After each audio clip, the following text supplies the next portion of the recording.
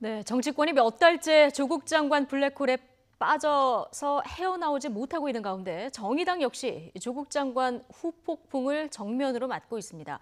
지난 주말 심상정 대표가 조국 장관을 일명 데스노트에 올리지 않은 것에 대해서 송구하다며 몸을 낮췄는데요. 내부에 기류 변화가 좀 있는 걸까요? 정의당 윤소아 원내대표 연결해서 현재 정의당 상황 들어보도록 하겠습니다. 자, 윤소아 의원님 나와 계시죠? 네, 안녕하세요. 예, 정의당의 윤수호입니다. 예. 자, 심상정 대표가 조국 장관 임명에 대한 정의당 결정이 국민적인 기대에 못 미쳤다, 송구스럽다 이런 입장을 밝혔는데요. 애초에 조국 장관 임명에는 동의를 하셨는데 현재 송구스럽다는 입장, 이거 어떤 의미로 받아들여야 될까요? 예, 저희들이 전국위원회 모두 발언에서 그런 이야기들이 나왔는데요. 네. 저도 그 자리에 있었습니다만은 예. 조국 장관 후보자의 대통령 임명권 존중을 하기로 한 결정에 대해서 당 예. 안팎의 찬성과 우려가 병존한 것이 사실입니다. 예. 그런데 저희들 입장에서는 20년 동안 기득권 정치에 매몰되어서 검찰 개혁에 대한 예. 것들을 진행하지 못한 것을 매우 중요하게 본 것이고요. 이에 네. 대해서 수구 세력의 완강한 저항을 뚫고 나가는 것은 개혁과 반개혁 대결의 중심에서 개혁 전선을 선택하자는 것을 네. 강조하는 과정이었어요. 네. 근데 그렇지만 예. 그러면서도 정의당의 이번 결정이 국민적 기대에 못 미친 것이 사실이고 예. 특권과 차별에 상처받은 그 청년과 국민께 송구하다는 그런 뜻을 동시에 이렇게 표명한 것입니다. 예. 정의당의 지금 현재 입장에서는 어떠한 입장의 변경도 없습니다. 예. 자, 조국 장관 임명에 대해서 정의당 최종적으로 지금 말씀하셨지만 개혁 전선을 선택하게 됐다 이런 이유를 지금 말씀을 해주셨는데 자, 오늘 오전에 조국 장관 네. 집까지 지금 압수수색에 들어간 이런 상황이거든요. 과연 이런 상황에서 이런 개혁이 가능할까? 이런 의미는 계속 남는데 어떻게 보십니까? 물론 이미 검찰은 서울지검 특수부 모두 동원하고 서울지검 형사부, 강력부 검사들 그리고 다른 지역의 검사들까지 파견해서 일명 전인망식 총력 수사를 펼치고 있지 않습니까? 물론 지켜봐야겠지요. 예. 말 그래도 말을 드린다면 검찰은 명운을 걸고 수사를 하고 있다 이렇게 보이는데요. 예. 청문회 전부터 계속 되었던 것이고요.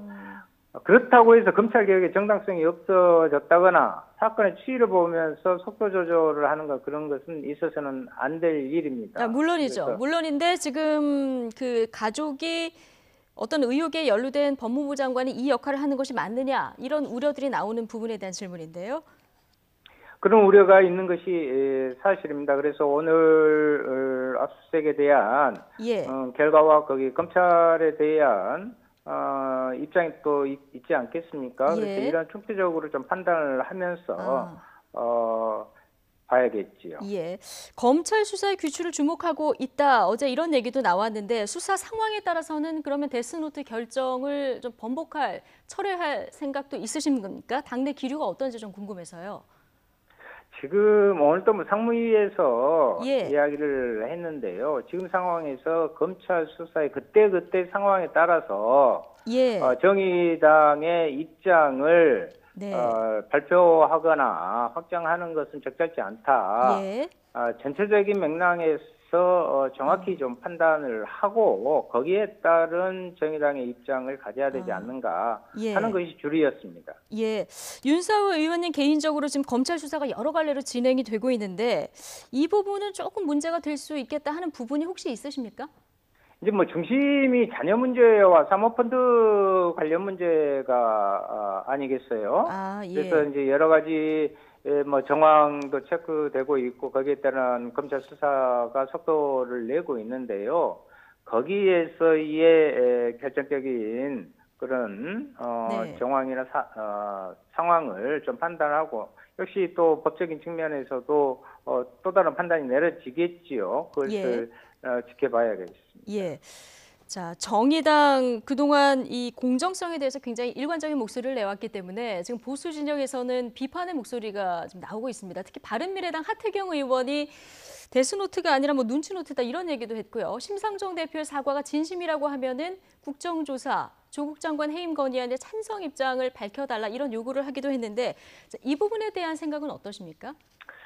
예, 모든 것에 대해서는 저희들도 심도 있게 받아들이고 있습니다. 그러나 분명히 말씀드리고 싶은 것은 그동안 특권과 반칙으로 불평등 사회를 만든 그런 주범들이 정의당에 대한 과도한 정치 공세를 퍼붓는 그 대피경은 무엇일까?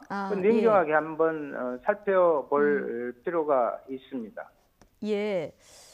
지금 이 보수 정당에서 이런 문제를 제기하는 것이 좀 어폐가 있다 이런 말씀이신 거죠?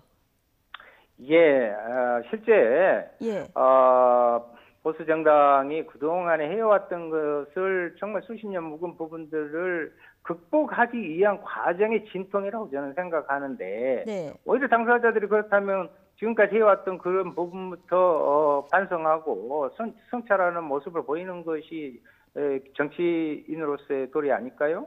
예, 알겠습니다. 자, 윤 의원님, 자유한국당 나경원 원내대표가 자신과 문재인 대통령 그리고 조국 법무부 장관 그리고 황교안 대표 자녀까지 다 같이 해서 동시특검을 하자 이런 제안을 했습니다. 이 부분은 어떻게 보십니까? 나경원 대표는 같은 당 홍준표 전 대표가 이야기한 것처럼 자신에 대한 의혹만 밝히면 되고요. 그것 가지고 특검까지 주장하는 것은 자신에 대한 내봉을 피해가기 위한 물타기 발언이다. 저는 이 정도로 말씀드리고 싶습니다. 그래서 경쟁이나 하면서 세월 보내자는 이야기인데, 저도 2주일 전 다른 언론과의 인터뷰에서 이야기한 적이 있습니다만은 전체의 부분에서 전수조사의 필요성도 저는 한편으로 느끼고 있습니다. 전수조사의 필요성도 한편으로 느끼고 있다. 네네. 그러나 이 의혹과 관련해서는 나경원 원내대표가 이중 국적 여부를 그냥 빨리 밝히면 빨리 끝날 문제다 이렇게 보시는 거군요. 그 외에도 여러 문제가 같이 병존하고 있는 것으로 알고 있습니다. 예, 알겠습니다. 지금 국회가 가까스로 20대 국회 마지막 정기국회 문을 열었습니다. 최대 관건은 26일부터 시작하는 이제 대정부 질문인데요. 사실상 조국 장관에 대한 2차 청문회가 될 가능성이 지금 크거든요. 정의당 차원에서 어떤 계획이 있으십니까? 20대 마지막 정기 국회입니다. 그래서 저는 조국 장관 문제는 검찰과 사법부에 맡겨두고요. 추석 민심에서 확인된 대로 민생 회복에 좀 우선을 둬야 된다. 정의당은 이번 정기국회 슬로건을 개도권과 불평등을 해소하는 국회, 민생 살리는 국회로 이렇게 이미 결정을 했고요.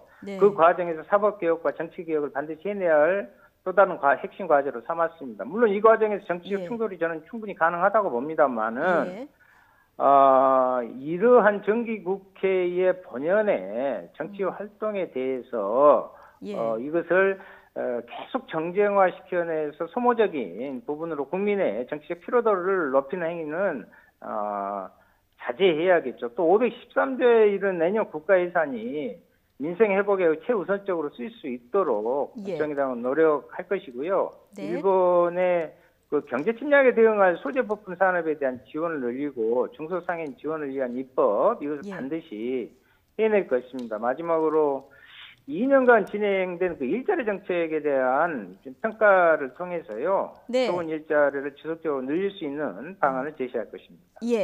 자, 윤 의원님 어렵게 연결해 주셨으니까 이 질문도 하나만 좀 여쭙겠습니다.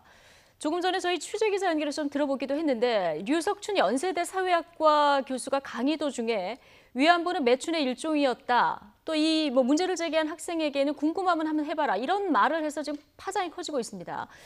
여야 막론하고 이 발언에 대한 지금 비판이 이어지고 있는데 자, 이런 망언들 계속되는 거에 대해서 이제 국회 차원에서 어떤 대책들이 좀 마련돼야 하지 않을까 이런 얘기가 또 나옵니다. 저는 정말 큰 충격을 받았는데요. 국민들께서도 너무 큰 충격과 분노로 들끓고 있잖아요. 대학의 교수가 그것도 강의실에서 수업을 하면서 이런 망발을 늘어놨는데요. 근데 이분이 자유한국당 거기에 혁신위원장까지 맡았다는 것에 더욱더 놀라움을 금치 못하겠습니다. 이런 망언이 나올 땐 단호한 조치가 필요한데 결국 지난 2017년에 위안부 피해 할머니들 모독한 그 순천대 교수가 법정 구속되었거든요. 또 며칠 전에는 그 순천대 교수에 대한 교수직 파면이 정당하다는 법적 판결도 나왔지 않습니까? 그래서 역사적으로 사법적으로 끝난 문제를 계속 망을 하는 것에 대해서는 엄격한 사회적 법적 책임을 물어야 한다고 생각합니다. 예. 이거 정치권도 문제인데요. 예. 이런 국회에서도 5.18 망언 한 3인방에 대한 제명 촉구 결의안도 냈고 또 역사 왜곡을 처벌할 수 있는 법도 발의된 상태인데 한 발짝도 진전하지 못하고 있거든요. 이것도 정치권에 대한 분명히 책임을 묻는 부분입니다. 무엇보다도 법 제정 이전이라도요. 진실 왜곡하고 피해자에게 이런 대못을 박는 망언을 하는 사람들에게는 분명한 처벌이 필요하다 이렇게 생각합니다. 예, 망언에 대한 엄격한 책임을 묻는 것은 분명히 필요해 보인다. 예, 네, 그렇습니다. 알겠습니다. 여기까지 듣겠습니다. 정의당 윤소아 원내대표 얘기 나눠봤습니다. 오늘 고맙습니다. 네.